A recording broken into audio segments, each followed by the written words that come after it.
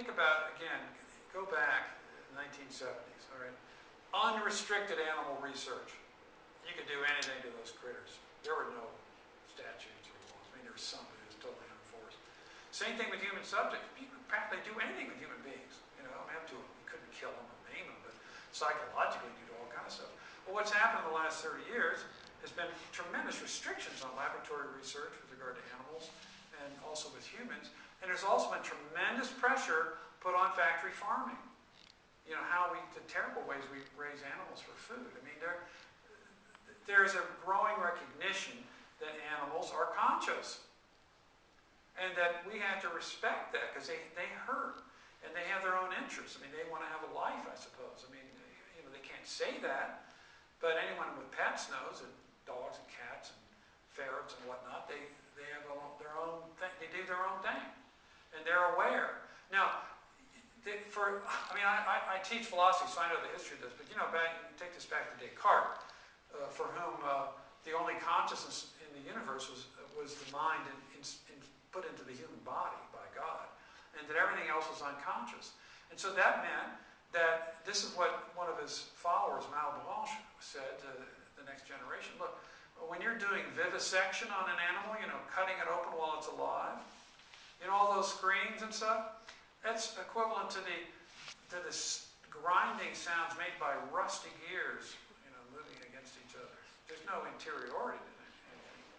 But if you think about the way that the scientific ecology has operated for a long time, there's been no acknowledgement of interiorities to animals, or animal communities as having an interiority.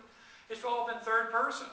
It's all about managing these ecosystems and getting the trophic chains to work right, or avoiding pollution, or trying to maximize the game or the fish for hunting. I mean, or fishing. I mean, you know, it's only recently that scientists have begun to take seriously that animals, and I would say plants, I mean, I would say it goes way down, cells, and all, you know, who knows how far down it goes.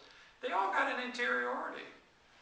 And that we have to get that, and that our behavior would change. Now, for example, imagine if someone came to your door and said, look, we got to have your dog, we're going to cook it and eat it because we're hungry.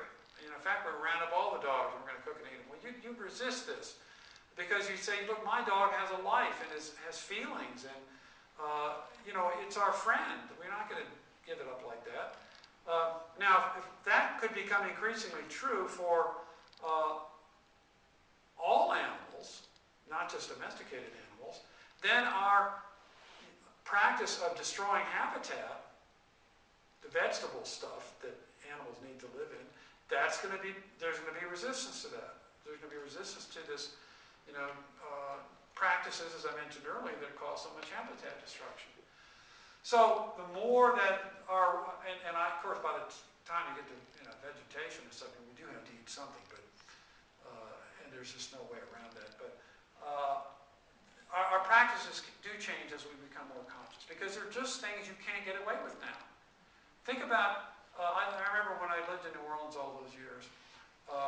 There are places in the French Quarter which were slave auction houses.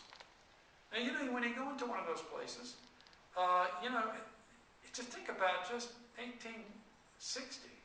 You know, just 130, 40 years ago, people being bought and sold on Canal Street in New Orleans, and everyone was into it. There was the lingering doubt here and there in the South about it, you know. But that was just taken for granted. And you know what? When they had theology disputes in the years leading up to the Civil War, guess who would win the debates? The Southern preachers.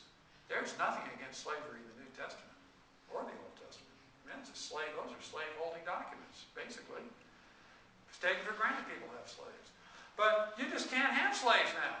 I mean, there are places in Somalia and places people, you know, still some slaving going on. There's some white slavery with women that still goes on. But, you know, these are disrespected. These are not respected practices.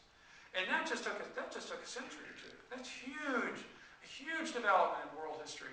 Whereas the entire previous history of human civilization, slavery was the norm. Everywhere. Everybody had slaves. There just weren't places without them.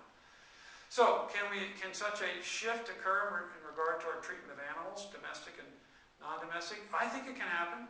It's going to take some time, but I don't see anything insurmountable about it.